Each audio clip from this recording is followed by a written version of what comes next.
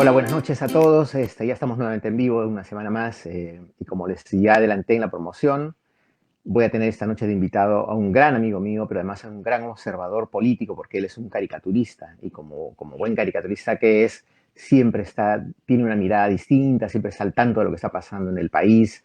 Él es ecuatoriano, así que nos va a contar un poco qué es lo que está pasando en su país. Una crisis que ya lleva prácticamente casi un mes, va a llegar a un mes. Esto empezó el 13 de junio con una crisis social terrible, con unas protestas que ha llevado ya en estas protestas y enfrentamientos con la policía a 7 muertos aproximadamente. Estas protestas que tienen 10 puntos que están exigiendo los manifestantes contra el gobierno está liderada por la Confederación de Nacionalidades Indígenas del Ecuador, que es la CONAIE, que es una organización muy poderosa, que además ya tiene muchísimos años, fue creada en 1986 y tiene muchísimo poder. En el Perú no tenemos una confederación que agrupe a las nacionalidades indígenas, a pesar que también nosotros tenemos una gran diversidad étnica en nuestro país, pero sin embargo en Ecuador sí, y la CONAIE es muy poderosa. Ellos han convocado y están liderando esta protesta contra el gobierno, eh, porque lo que quieren en realidad es varias demandas, ¿no? Algunas bastante atendibles y otras absolutamente cuestionables, como suele pasar normalmente en todas las protestas, ¿no? Hay que decir también que, para entender un poco la realidad de Ecuador, es que también ellos están viviendo una situación bien complicada en el tema de la pobreza. Según el Banco Mundial, actualmente el 39% de la población está en pobreza multidimensional. Es decir, que no tienen acceso a los servicios básicos como salud, educación, es decir, lo básico que un gobierno o que un Estado debe atender de sus habitantes, ¿verdad? Esa cifra es alarmante, realmente. Creo que quizá pueda ser una de las más altas de América Latina. Y esto es muy grave. Por supuesto, a eso se suma la precariedad de los servicios de salud, como suele pasar normalmente en esos países, y que lo hemos vivido también en el Perú, ¿no? La pandemia ha desnudado los servicios de salud básicamente en toda la región porque no han podido atender una pandemia del nivel que desató la pandemia de COVID-19 en el mundo. Entonces, esto, por supuesto, ha dejado en evidencia que muchos gobiernos, incluido el nuestro, por supuesto, en el Perú, nunca se preocuparon de mejorar los servicios de salud pública. Y claro, entonces ahora entendemos que muchos gobiernos pasaron por alto este tema y no se preocuparon por él, ¿no? Entonces, la CONAIE, que es esta confederación que yo les estaba comentando, tiene pues muchísimo poder. Ellos tienen un pliego de reclamos de 10 puntos, entre ellos, lo más importante, es que haya un control de precios de los combustibles, porque el diésel y la gasolina se han prácticamente duplicado su precio en los últimos meses, producto, por supuesto, de la crisis mundial, de la guerra en Ucrania, que eso es un tema que además no manejamos normalmente en América Latina, pero es producto de eso y eso ha generado que una alza bastante llamativa de los combustibles. Piden también la condonación de algunas deudas que tienen algunos sectores de la población en Ecuador. Por supuesto, también quieren mejores hospitales y medicinas, en fin, varias cosas. Han llevado un bloqueo de carreteras, ha habido enfrentamientos con la policía, han atacado a la fiscalía. Eh, por supuesto, el gobierno también ha respondido con la policía, con mucha fuerza, tratando de mitigar un poco las protestas que lidera Leonidas Sisa, que es el líder indigenista y líder de la CONAIE. Y bueno, y por otro lado, la Asamblea, que es un poco lo que allá llaman, lo que es para nosotros el Congreso, también no le da el respaldo suficiente a Lazo, a pesar de que ayer en realidad hubo una votación por sacarlo de la presidencia, sin embargo no hubo los votos suficientes y no han podido destituir a Guillermo Lazo, que es el presidente de Ecuador. ¿Habrá diálogo? No sabemos qué pasará. Así que quiero invitarlo a mi amigo Bonil, o Javier Bonilla, como es su nombre real, y Bonil es su nombre de guerra como caricaturista, para que nos cuente un poco qué está pasando en Ecuador y cómo es que empezó todo este tema de la crisis en este hermano país. Así que lo vamos a invitar para que esté con nosotros. Hola, mi Querido, querido Bonil. mi querido Mar, qué gustazo verte a los años. No, por favor. Encantadísimo. Muchas gracias de que me invites a este espacio. Yo veo en ocasiones las entrevistas y los comentarios que haces de tantos temas, así que feliz de que por fin tenía que suceder un paro en Ecuador para que me haga merecedor de este espacio. No, por favor, me interesa muchísimo tu visión, porque como sabes, nosotros los caricaturistas siempre tenemos pues un punto de vista, analizamos lo que pasa en la coyuntura, porque de eso producimos nuestras viñetas, así que me interesa un poco tu opinión, porque como te comentaba fuera del aire, es que en el Perú no tenemos mucha información de lo que está pasando en Ecuador, y cuando uno revisa la información que hay disponible en las redes, en YouTube, en fin, los noticieros, es que realmente la situación es bastante grave porque lleva ya varios días de paralizaciones y que está afectando definitivamente la economía del país. Cuéntame, Bonil, qué es realmente lo que está pasando en Ecuador? Bueno, primero tú señalaste un tema que no es pequeño, es el tema de la información. Y mismo aquí en Ecuador, por el hecho de vivir acá, obviamente nos enteramos vía WhatsApp fundamentalmente y las Ujú, redes sociales. Y ahí sí hay una gran cantidad de falsas informaciones, de desinformación, ujú, tergiversaciones, etcétera. Es decir, es parte del conflicto, parte de la guerra. Bueno, a propósito, cuando decías que mi nombre de guerra era Bonil, me sentí involucrado en esta lógica guerrerista, ¿no? Que lastimosamente de alguna manera se va posicionando en la política en general ujú, de nuestros países, ¿no? Una conflictividad en donde el diálogo, que es una palabra que ya suena tan trillada, es bastante ausente y generalmente vemos la política como un ejercicio guerrero, ¿no? ujú, De ujú. De anular al... confrontación. Exacto, ¿no? El adversario no es un adversario, sino que es un enemigo. Ujú. Entonces es interesante señalar este punto, no perderlo de vista, porque es parte también de la Sí, claro. guerra. Ahora, ¿qué está pasando en el Ecuador? Podríamos ubicar las causas según el interés que tenga cada uno, porque para cierto sector las causas podrían estar, fíjate tú, hace Ujú, 500 años. Hay gente que piensa que todavía seguimos en 1600 o 1700, ¿no? En suma, este mito de los 500 años que alimenta una narrativa que permite un posicionamiento social y político. ujú, Podríamos verlo también de una manera más objetiva, más práctica, más actual, y podríamos ver ahí causas concretas.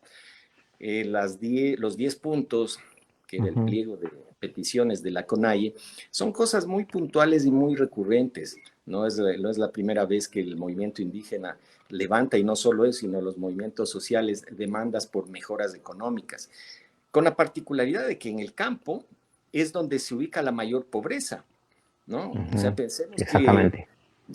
me parece que es del grupo de trabajo, un grupo internacional de trabajo para asuntos indígenas, que habla de 1.100.000 más o menos de indígenas. El 60% más o menos está en la sierra, Sierra Claro, Norte, y de claro. eso un 70% está en una pobreza, vive en la ruralidad y vive una pobreza y pobreza extrema, ¿no? En condiciones precarias que tú mismo hace un momento mencionaste, ¿no? Entonces, esa realidad ha existido no en este gobierno, no la ha producido este gobierno, no la ha Ujú, mejorado, ni la va a cambiar este gobierno, ni los subsiguientes.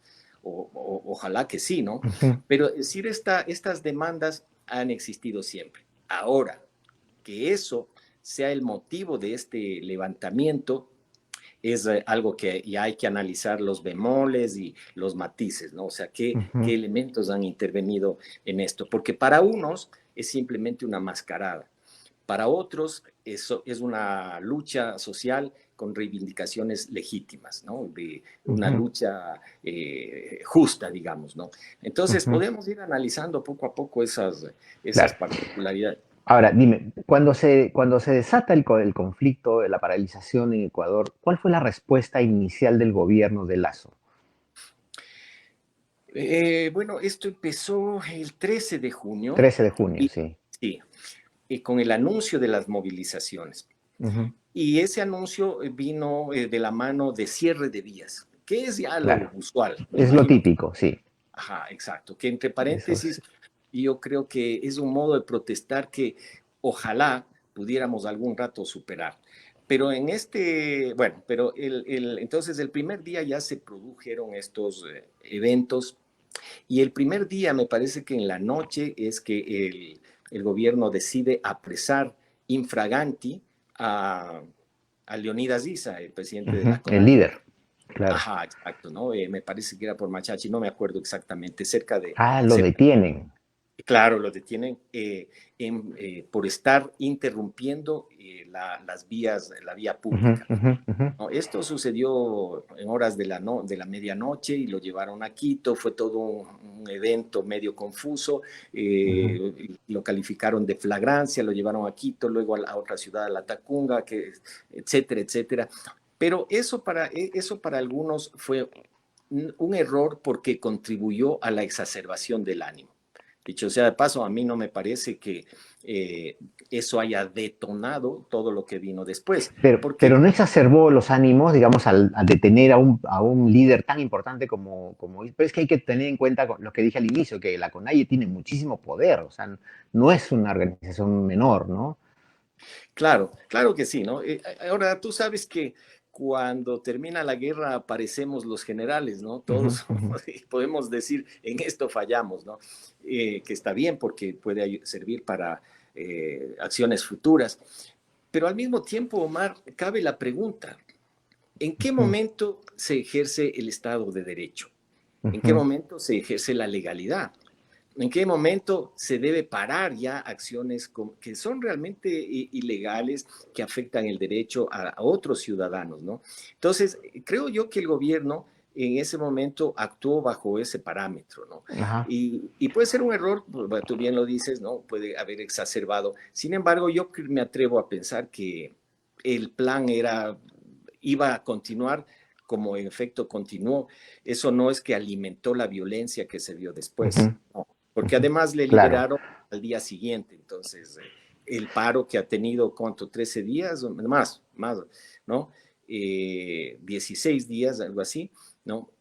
Fíjate que esto ocurrió el primer día y lo liberaron al día siguiente y luego continuó el paro con la lógica que tenía, ¿no? Mira, ahí te quería comentar algo. En efecto, igual que en Ecuador, aquí en el Perú está penalizada la obstrucción de las vías. O sea, no es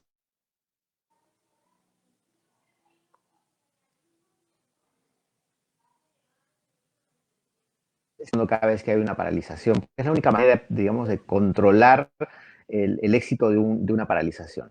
Lo que me llama la atención es que haya ya 7 muertos en los enfrentamientos con la policía. Y no había pasado casi nada en realidad. Aquí en el Perú murieron 2 muchachos en una protesta y el presidente cayó inmediatamente. O sea, no duró ni 2 días. Entonces, ¿qué está pasando ahí también? El gobierno no está asumiendo su rol, no está asumiendo su responsabilidad en este tipo de muertes. No, mira, al igual que en el año 2019, que fue el antecedente de este levantamiento, acuérdate, en octubre del 2019, casi al final del mandato de Lenín Moreno, el propósito, claramente, para mí, modo de ver, era bajárselo a Moreno, pese a que era ya el final del Claro, es un tema gobierno. político. Solamente para recordar a los oyentes, a tu audiencia peruana, ¿no? Lenín Moreno, de alguna manera, se cruzó de brazos y permitió que cogieran preso a su vicepresidente, el vicepresidente de Correa también, ¿no? Y desmanteló mucho de la arquitectura correísta, entonces obviamente le tenían un hambre feroz y hubo muchos muertos también, se habla de 21 muertos, pero en esto es muy fácil caer en el sentimentalismo, es muy fácil caer también en la trampa de que los muertos necesariamente es por una política represiva, porque hay que también investigar y ver cada caso. Por ejemplo, entre los muertos de esta ocasión, que me parece que son 7, 2 son producto de los cierres de vías, ambulancias que no pudieron llegar a su destino. Y hay imágenes, videos terribles, una señora implorando que dejen pasar porque su esposo tenía... Aquí pasó también. Exacto, ¿no? O hay otro que en la huida cayó a la quebrada. Uno que circularon imágenes de que tenía instalada aquí un casquete de una bomba lacrimógena. Eso hay que investigar, porque esto es no políticamente incorrecto, pero si tú cuestionas o haces una pregunta sobre un hecho tan sensible como la muerte de este que voy a relatar, te expones a que te caiga encima todo el mundo. Ujú, Lo que ujú, quiero decir es, por ejemplo, circuló la foto, no, la tomografía que hicieron, la resonancia magnética y se veía el casquete adentro, pero en la foto de primer plano se ve descascarado, digamos, ujú. sin el, ¿no? el hueso y la masa encefálica. Entonces yo digo, pero a ver, si entró el casquete, ¿no debería verse el casquete y todo eso reventado? Ujú. Es decir, hay cosas que tienen que investigar. Yo no estoy diciendo De, que era de un... acuerdo, de acuerdo, sí. Entonces, En claro, estos... más que ir a Termina, la termina. anécdota, lo que quiero decir es que eso hay que investigar. ¿Por qué? Porque esto a veces da pie a una narrativa, por ejemplo, de decir, ya circulaban hashtag de Lazo genocida Ujú. o Lazo asesino y cosas así. Entonces, yo creo que eso es también muy importante tener cuidado, ¿no? Sí, de acuerdo contigo en ese sentido, porque también eso ha pasado en el Perú, es decir, también ha habido muertos que se han atribuido a las paralizaciones y eso han sido parte, digamos, el propio bloqueo de carreteras, eso también ha pasado en el Perú. Lo cierto es que más allá de eso que tú estás contando, que pueden ser fake news, que pueden ser incluso inventos en algunos casos, eh, hay muertos que sí han sido producto de los enfrentamientos con la policía y no tienen que ser más de uno para que esto sea grave en realidad, porque no tiene que morir la gente, ¿no es cierto?, por Así, protestar. Porque la protesta también es un derecho de los ciudadanos en realidad. sin duda. Y ahí quiero ir un poco más al fondo, ¿no? Porque lo que se cuestiona aquí es el modelo neoliberal, ¿no? Es decir, algunos sectores están diciendo de que, claro, la protesta tiene fundamentos en la medida en que no han sido atendidas las necesidades de un grueso sector de la población. Cuando yo hablé de esta cifra del Banco Mundial del 39% en pobreza extrema, es grave, es muy alto. Lo que quiere decir que, y bien, eso estoy de acuerdo contigo, que no es este gobierno, son sucesivos gobiernos anteriores que no se han preocupado por el tema. Eso también ha pasado en el Perú. Entonces, tú dime ahora, ¿es verdad esto? Es verdad que el modelo ha hecho agua, como ha hecho agua en el Perú, ha hecho agua en el mundo, en muchos sitios, producto de la pandemia? Yo no sé, Omar, me cuestiono si en efecto ha habido aquí un neoliberalismo como tal, Uh -huh, ¿no? uh -huh, Porque si tú ves los lineamientos neoliberales como tal, no han sucedido, ¿no? A uh rajatabla. -huh, Lo que ha habido aquí, más bien yo veo en el caso del gobierno de Lazo, ha sido dar una atención a ordenar las cuentas, ¿no? uh -huh, Recuerda que aquí en Ecuador, no solo por la pandemia, sino ya de antes se venía arrastrando un problema de déficit fiscal, un uh -huh, enmascaramiento del endeudamiento público. Entonces, había cosas, por ejemplo, que no constaban como deuda. Por ejemplo, en la época de Correa, el gobierno central que tomaba dinero de fondos del IES o de otras instituciones, no, para inversión. Él lo que decía es que eso no es deuda, porque al final, como somos familia, como es uh Estado mismo, -huh. no hay deuda. Pero no es así, porque tú No, tienes no es que así, tarde o claro. temprano pagar. Y ponía el ejemplo de una familia, ¿no? Si es que mi mujer me presta $10, o sea, en realidad no le debo, porque igual somos la misma familia, ¿no? Claro, es un razonamiento bien básico, ¿no? Claro, entonces desenmascarar eso, transparentar las cuentas, yo creo que es algo positivo. El gobierno de Lazo lo que se ha empeñado es, como te digo, en ordenar las finanzas. Y producto de eso, por ejemplo, ha sido eh, la reducción del déficit, ¿no? Uh -huh. Por la pandemia llegamos a unos 7.000 millones, ahora está en 3.500, algo Wow. así. Bueno, mañana no sé, porque con estas nuevas demandas sin duda va a cambiar las cosas, ¿no? El riesgo país bajó mucho. Entonces, de lo que se le acusa a Lazo ahora es de haber sido demasiado fiscalista, quizás, ¿no? La Uh -huh. recaudación de impuestos también subió, eso contribuyó a mejorar el déficit fiscal, ¿no? Pero repito, lo que le han criticado es quizá ser muy exagerado en eso y que no empiece a chorrear. Ahí se puede discutir mucho, porque ¿cuándo es el momento para empezar a chorrear? ¿No es cierto? Pero tomemos en cuenta una cosa, Omar, que apenas ha tenido un año, ¿no? Tuvimos un proceso de vacunación Entonces, yo no sé si sea ese, si es que eso es un modelo, yo creo que es positivo poner las cuentas en orden. Por ejemplo, recibir un préstamo del FMI para comprar deuda con China que tenía al 7% y recibes un préstamo al 2,5% del FMI. ¿Dónde está el diablo del Claro. FMI? De acuerdo, de acuerdo. No, es cierto eso. Eso también es parte de la demagogia, en realidad, del sector, de otro sector de oposición o en otro caso de la izquierda. Pero ya, ok, de acuerdo, estoy de acuerdo totalmente contigo porque en efecto ha habido un gobierno populista durante muchos años, ¿no? Y que ha tergiversado las cifras y ha hecho manejos extraños en economía. Eso es totalmente cierto. Pero, ¿qué errores ha cometido Lasso? Porque Lasso se está quedando solo, en realidad. Ha perdido todo el apoyo en la Asamblea y se mantiene en una posición firme frente a las protestas. Y es más, ayer pateó el tablero y dijo que no quiere dialogar más con ISA.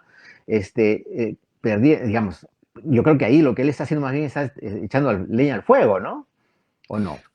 Sí, es que realmente, y una de las críticas que hizo a alguien de su propio entorno, Uh -huh.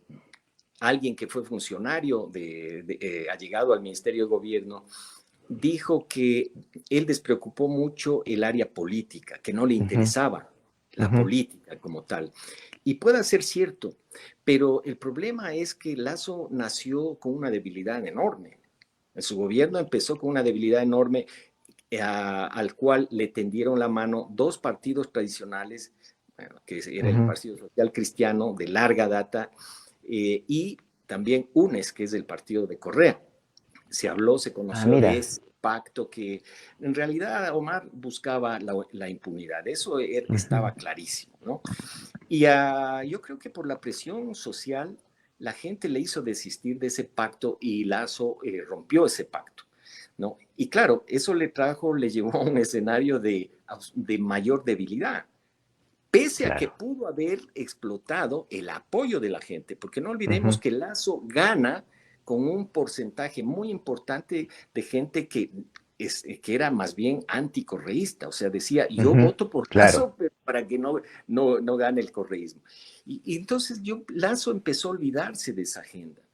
Entonces Lazo se empezó a olvidar de la política en la comunicación con la gente y eso le trajo grandes problemas. A propósito, que mencioné hace un rato la comunicación, ese ha sido un reiterado clamor de quienes quieren ver que el gobierno de Lazo vaya bien, Uh ¿no? Y -huh. que se molestan, yo también me incluyo, porque nosotros, bien decías tú, Omar, estamos en el día a día de la información por Uh nuestro -huh. trabajo, ¿no? Y nos damos cuenta de ciertas cosas que son buenas, que son positivas, como todos gobiernos, como Uh todos -huh. los Uh gobiernos. -huh. Y entonces uno se pregunta, ¿y por qué carajo no informan esto? Uh -huh. ¿Por qué no le dan fuerza a este mensaje? ¿No? Uh Porque -huh. eso justamente es lo que ha alimentado esa desinformación, ese vacío, ha alimentado en parte también protestas, ¿no? Entonces, esa yo creo que es otro error de las uno, de la política, ¿no? El manejo político, otro, la comunicación, pienso yo que es eso. Y en esta crisis también se le ha acusado de haber estado muy ausente en las negociaciones. Uh -huh. Eso ha generado una imagen de un presidente, se ha explotado esa idea de un presidente que no le importa, pusilánime, Claro, ¿no? Y claro. eso, tener una imagen tan debilitada, le va a causar muchos, muchos problemas de aquí a futuro, ¿no? Dime, ¿y cuál ha sido el papel de la prensa? La prensa, digamos, formal, ¿no? Ujú. Recibir palo, Uh -huh. ¿no? Bueno, informar como siempre, Omar. Informar de lo que, Ya, mira, pero yo de ambos consumo, lados, ¿ah? o sea, ha informado la prensa de manera objetiva. Te lo digo porque, digamos, aquí en el Perú, la prensa, por supuesto, es de oposición al gobierno en general, la prensa formal, ¿no? Me refiero, pero también Ujú, con mucho sesgo, ¿no? Mucho sesgo hacia la ujú, derecha, porque todo lo que hace el gobierno está mal, ¿no? Entonces, ujú. muy crítico con el gobierno. Entonces, mi pregunta es al revés, en Ecuador. ¿La prensa está informando con objetividad lo que está haciendo Lazo o también, digamos, se miden las críticas al gobierno? Yo creo que sí, y ejemplifico con esto. A veces en Uh las -huh. redes sociales uno lee el típico comentario Esto es algo que no verás en la prensa. Ujú, Entonces ujú, tienes dos opciones. Una, que te presentan videos que sin contexto, ¿no? Que puede ser de una mancha de sangre y que no sabes de qué se trata. O dos, te presentan cosas que sí están en la prensa, ¿no? ujú, Entonces, eh, a veces no se me viene a la mente este momento qué exactamente, pero al menos en la prensa que yo reviso, que es Diario El Universo, leo El Comercio, Coavisa, en fin, sí veo eso. O sea, yo ujú, sí veo. Lo que pasa, y eso es inevitable que suceda, el espectador, la audiencia, el público, que quiere ver reflejado. Entonces, si uno tiene una preconcepción de un evento, de un candidato, de un suceso, o sea, lo que quieres ver es algo que te refuerce tu percepción, ¿no? ujú, Y entonces, si no ves suficientemente reflejado esa percepción, pues automáticamente sientes que no están informando. Eso también hay que tomar en cuenta, ¿no? O sea, ujú. cómo la gente recibe la información. Y paralelamente, en Perú también me imagino, Omar, que hay esto, ¿no? Los canales alternativos. La CONAIE tiene Claro. unos canales de comunicación propios que estaban Mm, informando vía en vivo los ujú, sucesos, ¿no? Wambra Radio me parece que es uno de ellos. Y hay muchísimos de esos, ¿no? Que, eh, digamos, no exhiben el otro lado, para hablar claro, de lados, ¿no claro. es cierto? Ujú, ¿No? ujú, Eso es algo que es casi que normal, digamos, pero es una rigurosidad que uno no les exige porque supuestamente son alternativos, ¿no? ujú, En cambio, los medios tradicionales, su negocio es la credibilidad y ujú, deben cuidar eso. Ahora, uno va a decir, sí, pero la credibilidad de los medios está en los suelos. ¿Por qué? Porque no informan los ujú. dos lados de la noticia. Es un tema realmente para analizarlo más en detalle. Pero en resumen, yo diría que en esta coyuntura de lo que yo he visto, cuando voy de las redes Ujú, a los medios claro, que se mueven más lentamente, ¿no? cierto. Entonces, en las redes uno tiene ya una información, pero sin el contexto, pero el medio de comunicación serio, tradicional, tiene que corroborar para Ujú. publicar. Estoy hablando Sí, de los claro, medios, ¿no? sí, claro, es verdad. Eso es cierto. Lo que pasa es que quería ver si había algún sesgo como pasa aquí en el Perú. ¿Cuál ha sido la posición del empresariado frente a esta crisis? De víctima real, porque Ujú, eh, de la mediana empresa, de las grandes empresas y también del pequeño comerciante han sufrido pérdidas terribles. Se calcula, según el ministro José Julio Prado, ujú, uh, 500 millones de pérdidas en estos días, ¿no? Y probablemente más, ¿no?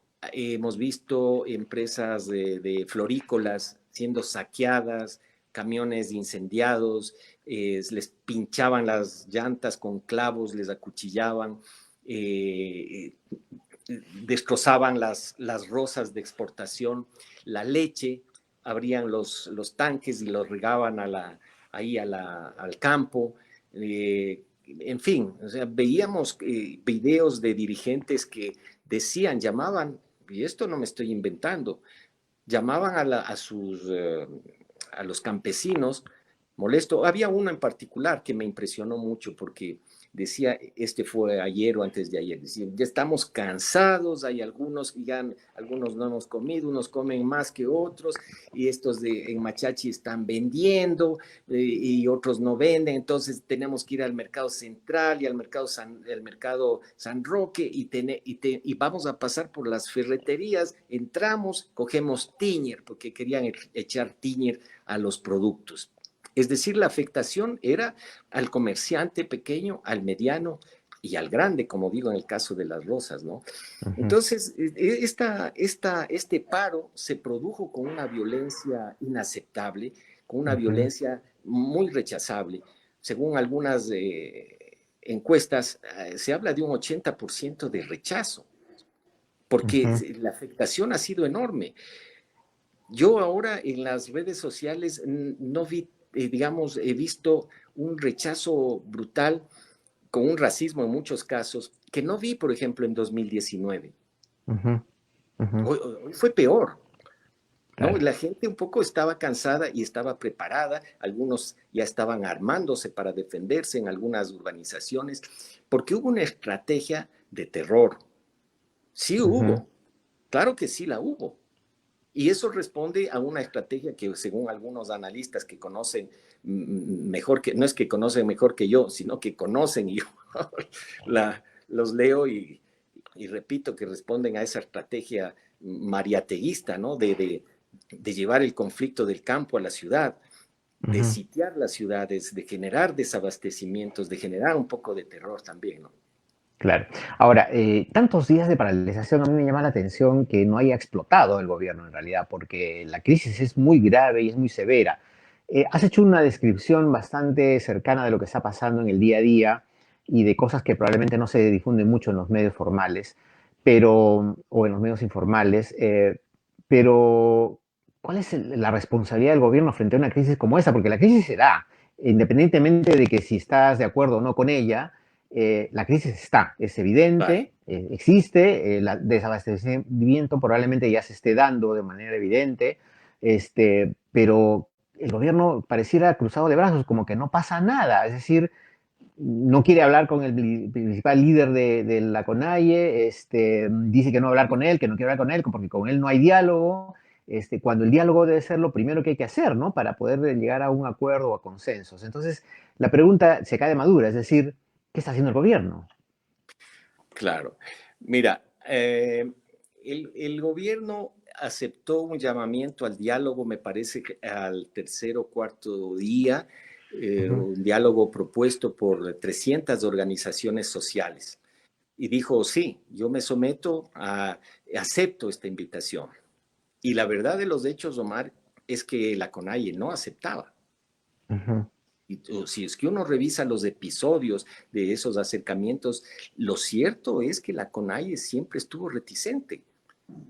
Y Ujú. entonces, cuando ya se producía un acercamiento, surgía un nuevo condicionamiento. Bueno, sería largo enumerar esos rifirrafes, pero hoy finalmente, no sé si ya lo supiste, ya se firmó un acta de paz. Ujú. Ya el paro se No, no, no terminó. sabía. Ya, el paro se Ah, mira, qué terminó bueno. hoy porque se produjo ahí sí un llamamiento más serio por parte de la Conferencia Episcopal del Ecuador, Ujú. ¿no? Que parecería que la iglesia continúa teniendo esa potestad moral Ujú. que permite apaciguar A pesar las de aguas. todo. Sí. Pero sí te puedo decir, ¿no? Que el gobierno, el Lazo cometió esas inconsistencias que tú mencionas, ¿no? No Ujú. voy a dialogar ya con Isa, porque Claro. efectivamente Isa lo ninguneaba, ¿no? Y, Ujú. por ejemplo, se sentaban a dialogar y paralelamente se produjo el asesinato de un militar. Fíjate, hubo un convoy Ujú. militar sin armas que custodiaba un convoy a su vez de combustible para abastecer a las Sí, ciudades. sí lo leí. Entonces, los militares sin armas, ¿cómo custodian? Pero No tiene sentido. claro, se produjo la emboscada en una zona que muchos han señalado que es una zona de influencia de la prefecta de Pichincha, Paola Pavón, Ujú.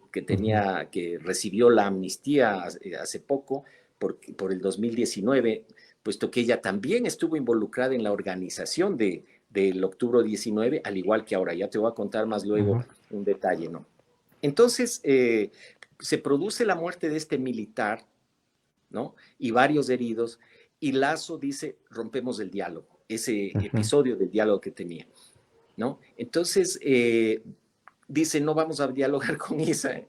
Y a los 2 días tiene que volver a sentarse a hablar con Isa. Entonces, no es No tiene solo... sentido, claro. Mira, por ejemplo, lo que sucedió ayer, me parece, sí, el diálogo en la Basílica del Ecuador. Ujú.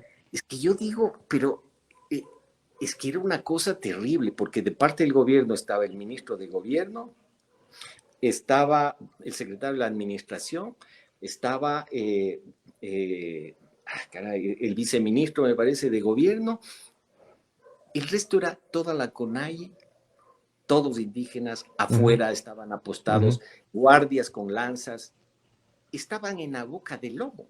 Un diálogo propuesto por el presidente de la legislatura, que supuestamente tenía la buena intención de generar, ¿no?, esos acercamientos. Y resulta que este presidente de la legislatura, la noche anterior, se presentaba como mediador, y el momento de la votación por la destitución de Lazo, vota a favor de la destitución. O No sea, me ¿qué digas. clase de mediador es ese? Entonces, el gobierno, ¿qué olfato político tiene? O ¿Cuánto sea, nos parecemos? ¿Cuánto que nos por parecemos los cierto, países? que por cierto, Lazo decía que que estuvo con COVID, ¿no? No sé si supiste, se declaró que estuvo con COVID y ¿Ah, algo. sí? No, no sabía. Dijo que tenía COVID. Sí, no, pero y se curó al día siguiente. Ah, ya. Los políticos son todos iguales, querido Bonilla, Claro, en sí, todas sí, sí. partes, en realidad. Pero en realidad Pero, este man estaba con COVID sí, creo desde hace años, porque el olfato definitivamente pero lo había perdido. Esa es una buena caricatura. Querido Bonilla, pero lo que se ha votado en la Asamblea por la destitución de Lazo fue así una pantomima al final, porque amenazaron con este tema, y al final ayer en la votación había muchas abstenciones y gente que dijo que iba a votar por la destitución finalmente no votó por ella y Lazo se salvó. Pues sí, ¿no? Pero fíjate que ocurrió algo rarísimo porque pidieron reconteo porque al Uh -huh. comienzo eh, habían 84 votos a favor de la Sí, sí, destitución, sí. ¿no? Y yo no sé qué trampa hicieron, ¿no? Y, o sea, ya sabes, el manejo técnico, el hackeo, y votaban no y les aparecía sí, ¿no? Entonces, el asambleísta que decía, oye, pero si yo voté, no, ¿qué pasa? ¿No? Entonces, Qué y por supuesto increíble. había cosas que eran menos risibles como asambleístas de Pachacuti, que Pachacuti es del partido, es el brazo político de la CONAIE, y había Ajá. asambleístas de Pachacuti que no iban a votar por la destitución y fueron Ah, mira. amenazados.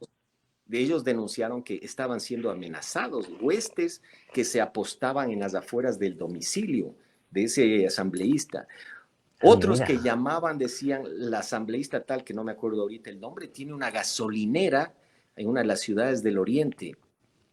Ahí Mm. estaban sus padres.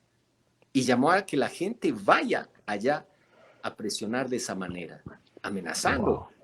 Entonces, realmente estábamos viviendo, Mar, la política se volvió ya no un espacio de negociación, un espacio incluso de pactos o de tranzas, sino que se volvió un espacio en donde lo que hablaba era la violencia, y la Ujú. violencia de un sector. Definitivamente la CONAIE usó la violencia como herramienta. Eso es lo que también da a pensar esta simpatía, por decirlo menos, de ISA porque se habla, ¿no?, de varias células, ¿no?, subversivas aquí en Ecuador, ya se habla de eso. Mm. Grupos guerrilleros urbanos que se activan, y parece que se activaron acá en este conflicto, al igual que en el 19. No sé si en Perú, en las manifestaciones, se ha visto esas bazucas construidas con tubos PVC que lanzan voladores, ¿no? No, no, no. Sí, o sea, hay una imagen horrible de policías que lanzan gases lacrimógenos y uno de ellos le atraviesa la pierna, bueno, cosas así, ¿no?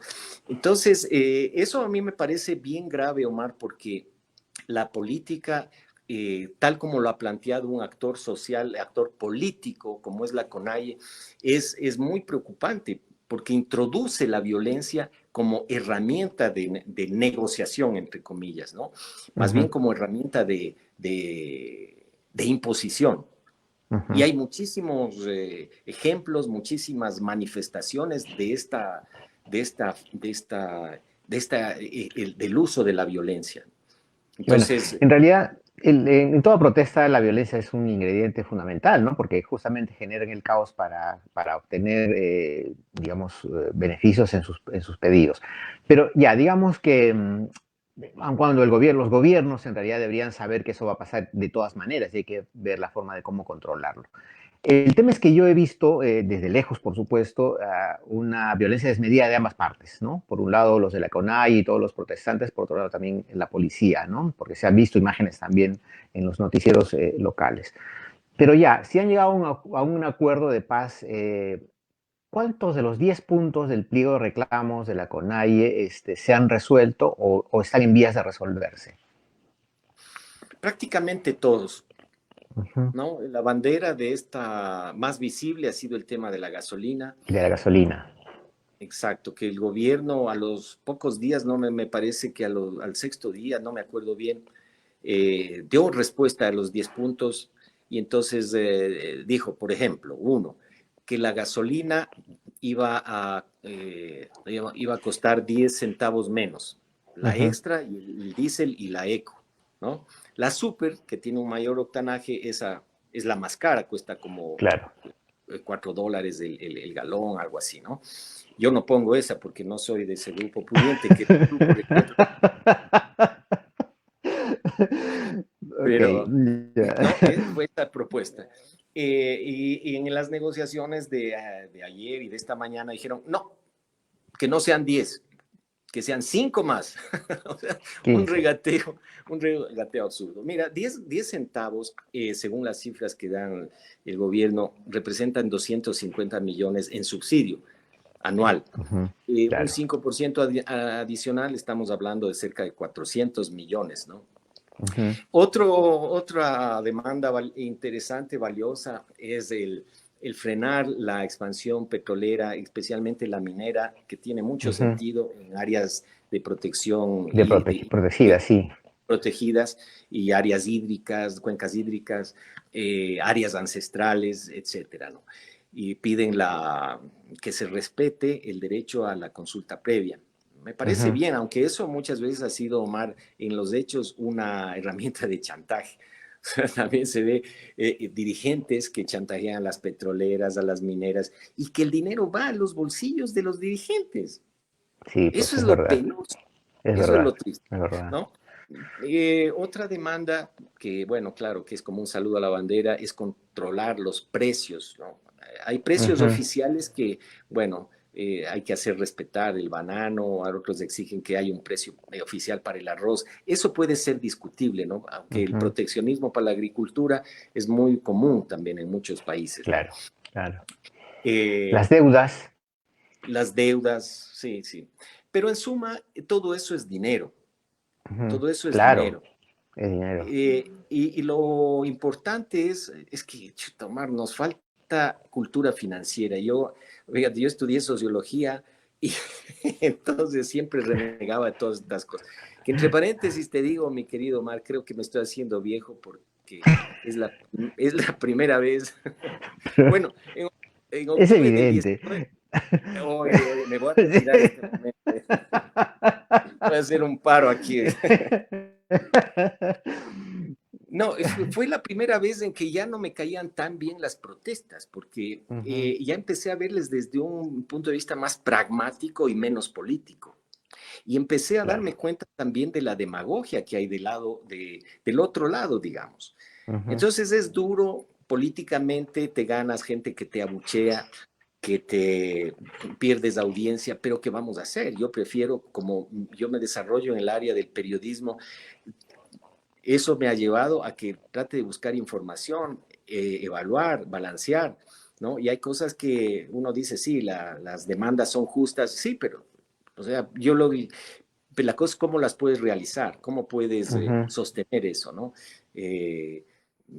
Te pongo un ejemplo rápido, los maestros que Lenín Moreno dejó firmando un decreto que subía el sueldo a los maestros, pero Ujú. la Constitución dice que si creas una ley con egresos, tienes que darle igualmente la fuente de financiamiento. Ujú. Pura demagogia. Sí, claro, Entonces, el claro. problema es de dónde se saca la plata. Y ahí es donde deben entrar los indígenas y los otros actores sociales a conversar. Y esa es una tarea del gobierno, poner a la gente, a la Claro, oposición, y conversar, oye, porque al final, si no, el país se hunde. claro. Lastimosamente, Es sí, lo que yo te decía, pues, querido Bonil, es decir, los gobiernos, todos los gobiernos en realidad, esperan a que estalle la crisis para recién sentarse a conversar cuando esto es un tema que han tenido que resolverse poco a poco, en realidad, ¿no? Lo que comenté al inicio de que la pandemia desnudó que los servicios fundamentales de salud para la población en general fueron absolutamente precarios durante años de años nunca se preocuparon de dar un mejor sistema de salud a los pueblos, en realidad. Entonces, claro, igual debe haber pasado en Ecuador como aquí. Aquí colapsaron todos los hospitales, no había capacidad, nadie se preocupaba, no había oxígeno en algún momento. Y es porque nunca se preocuparon de mejorar el sistema de salud. Aquí tenemos un sistema supuestamente que es el mejor, que es de los asegurados, del sistema del seguro social, que no funciona igual. O sea, si tú estás enfermo y pides una cita, te dan de acá 3 meses, cuando ya te estás muriendo, en realidad, o ya te has muerto, ¿no? Te va a llegar la cita cuando ya estés en el cementerio. Entonces, no puede ser posible que a ti te Sí, descuente como trabajador una cuota para mantener tu seguro social, para sí, atención de salud, y que eso no funcione, ¿no es cierto? Es decir, sí. no tiene sentido. Entonces, imagino que eso también pasa en Ecuador, ¿no? Pero por Mm, supuesto, ¿no? Claro que sí, ¿no? Y mira, te mencionaba antes de cosas buenas que hizo Lazo en esta mm, materia, ¿no? La gente empezó a cuestionar, a gritar porque no había medicinas, ujú. ¿no? Y entonces uno se pregunta, ¿qué pasa? Empiezas a averiguar y había mucha corrupción, indudablemente. La crítica que uno, Claro, ese es el ¿por otro qué problema. no desmantela las mafias que hay dentro del Ujú, sistema de salud? ¿No? Y eso es lo que uno, bueno, yo trato de ser justo, digo, ¿será tan fácil? No, a veces será tan complejo, ¿cómo será? Bueno, para eso les elige uno, ¿no? Pero el gobierno de Lazo hizo algo que fue importante, ok, dijo, vamos a incluir 150 ítems en la lista de subasta inversa, que eso era quitarle el queso a los proveedores privados que les daban los contratos a dedo, ¿no? ujú. Lastimosamente, la dinámica de implementación de eso, y nos dijo que se iban a conseguir las medicinas a través de las farmacias privadas para que sea más ágil, para que haya Ujú, transparencia. ujú. Lastimosamente, la implementación resultó muy lenta, ¿no? Y entonces, hasta que cuaje el sistema, pucha, no llegan las medicinas. Entonces, Claro. eso, si bien es un proceso lento, engorroso, falta la parte política que comentamos, la parte comunicacional, el enlace con la ciudadanía, el enlace con la gente. Ujú.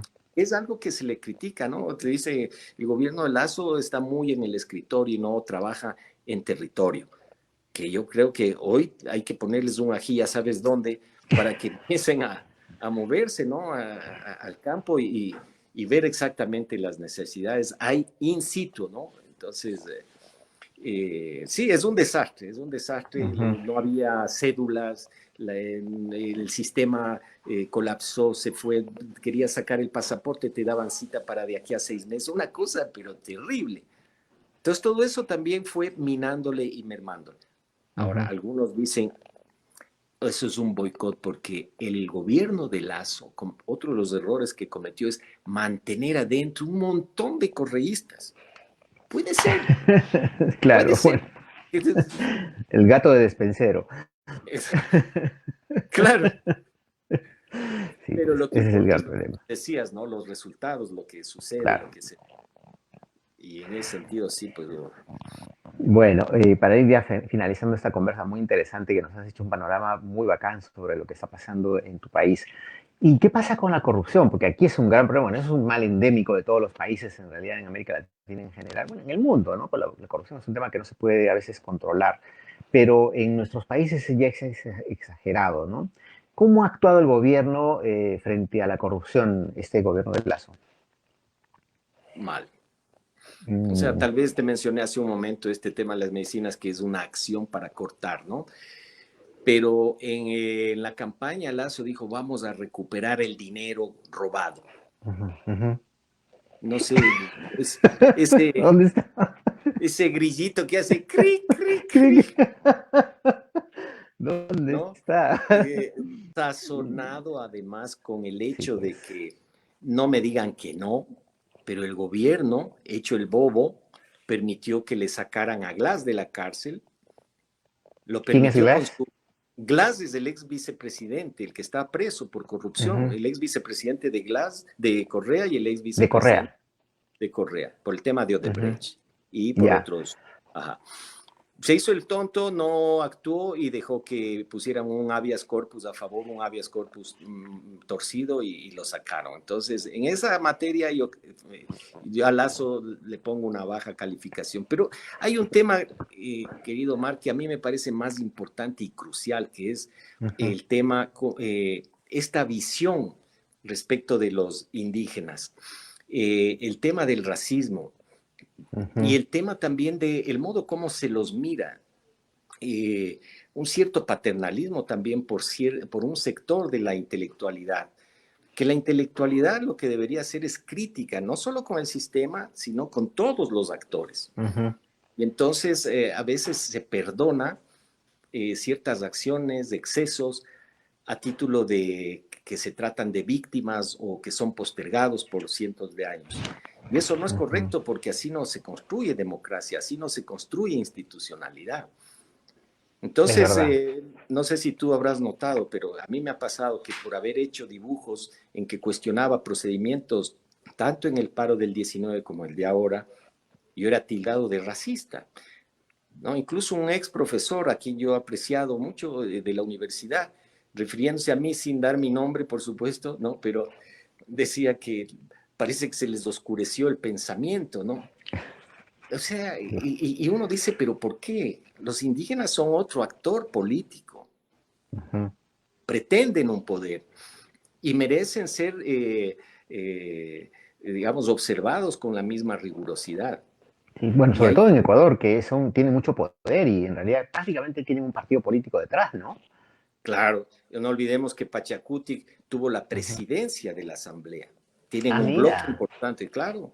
Claro, es que Lazo, luego de romper el pacto con Correa y con Nebot del Partido Social Cristiano, se alía con Pachacuti, obtienen la presidencia y algunas comisiones, ¿no? Y bueno, resultó un desastre, porque tenías una presidente, ¿no? De Pachacuti, Guadalupe Llori, ex perseguida de Correa, porque asimismo hizo un paro, paralizó se tomó los pozos petroleros y cosas así. Correa tuvo mano dura, ¿no? Y le acusó de terrorismo, la metieron presa, ¿no?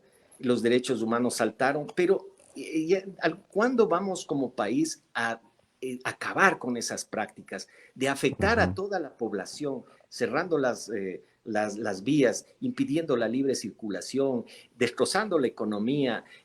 Aquí se han paralizado más de 1.100 pozos petroleros, con una pérdida brutal. Estamos hablando de 300 millones. Sí, claro. Bueno, no, la cifra Claro. no es exacta, pero, o sea, eso tiene que parar. Y entonces esta presidente de Pachacuti, fíjate, Pachacuti, durante este año yo pregunto, ¿qué hizo en favor de los indígenas? Lo que hicieron fue estar preocupados de su dinámica legislativa, de las comisiones y de sus puestos. Eso es Sí, pues. lamentable. Entonces, la Es lo que pasa responsabilidad con... también está en ellos. Y Claro, eso también claro, hay que verlo y decirlo. es verdad. ¿Qué va a pasar, amigo, querido amigo, ya para terminar esta conversa? ¿Qué ves? ¿Qué se viene? Eh, yo lo que alguien dice, esto es un respiro para Lazo. Yo digo, esto es un suspiro, porque ¿Cuándo a mí termina su periodo? recién empieza. Ah, recién empieza. O sea, tiene un año, le Ah, faltan 3 años. Octubre, que ¿llegará al es final? un mes muy significativo. Mira, ¿qué es lo que va a pasar? El momento en que no haya ingresos permanentes y tenga que cumplir con todos los compromisos, nuevamente va a venir los Claro. levantamientos, las protestas. Entonces, hay que sincerar las cuentas y la población tiene que entender, hay que educar, ¿no?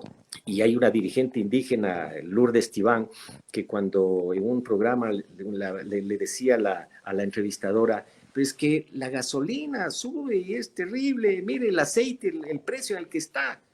Dice, oye, Lourdes, pero el precio del aceite no es por la gasolina, es por el tema de la guerra, etcétera. Pero hágale entender a la gente. Entonces uno dice, oye, pero no eres tú una líder indígena.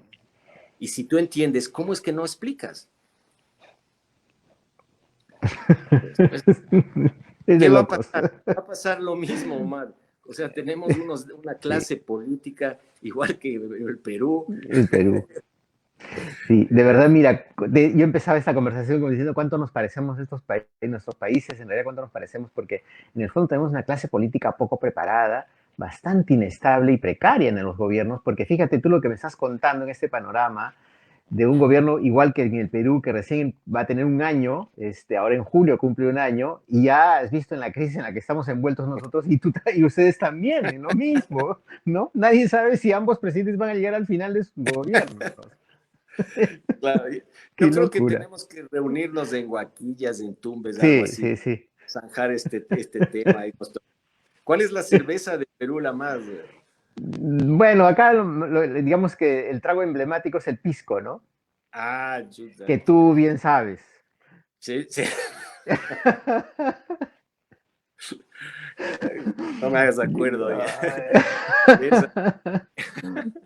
No, y tú sabes que vine yo de Lima contentísimo cuando probé un pisco sour con Ah, hierbabuena. sí, sí, sí, Ya, sí. yo la cosa más deliciosa. Y ahora en mi casa yo cuando hago pisco sour le hago solamente con hierbabuena. Pero, ¿consigues pisco en Ecuador?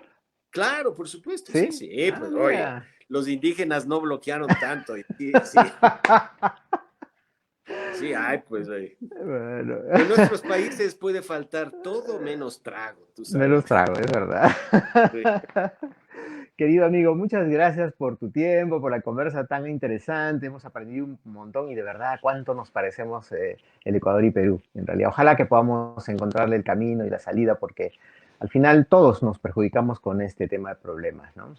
verdad. Sí, oye, te agradezco mucho y qué chévere haberte visto y conversar nuevamente. Nos debemos un pisco, verás. Sí, sí, de todas maneras. Te mando un abrazo. Gracias, mi hermano. Chao. Gracias, querido amigo. Chao, chao.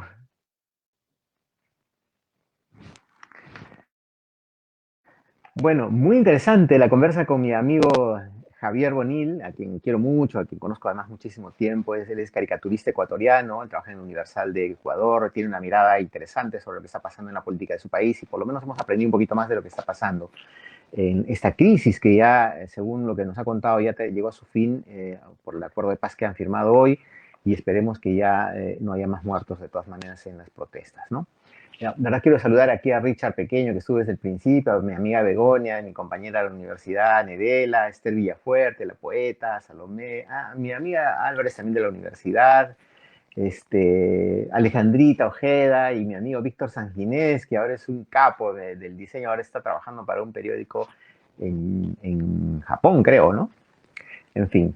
Bueno, ya para irme, para finalizar, les quería recomendar, como siempre, y ustedes saben, yo les recomiendo un libro, quería recomendarles un libro de una escritora cusqueña a quien yo quiero muchísimo y admiro muchísimo, que es Karina Pacheco Medrano, que tengo todas sus publicaciones. Y este es un librito que hace poco lo conseguí y es uno de los primeros que ella publicó.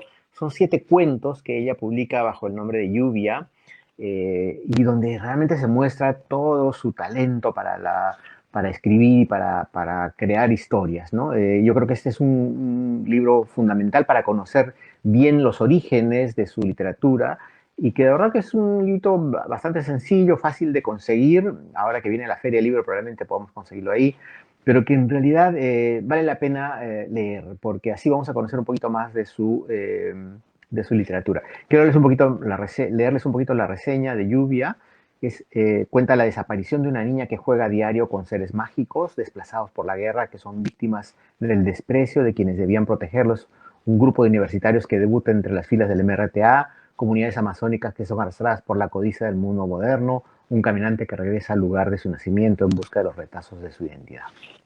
Son un poco los temas que ella aborda en estos cuentos tan bien contados por Karina. Ella es doctora en antropología por la Universidad Complutense de Madrid, ha publicado las novelas Las orillas del aire en el 2017, El bosque de tu nombre en el 2013, Cabeza y orquídeas en el 2012, ganadora del Premio Nacional de Novela Federico Villarreal, en fin, tiene un amplio currículum y de verdad que es una literatura y es una prosa que yo admiro muchísimo y quiero un montón.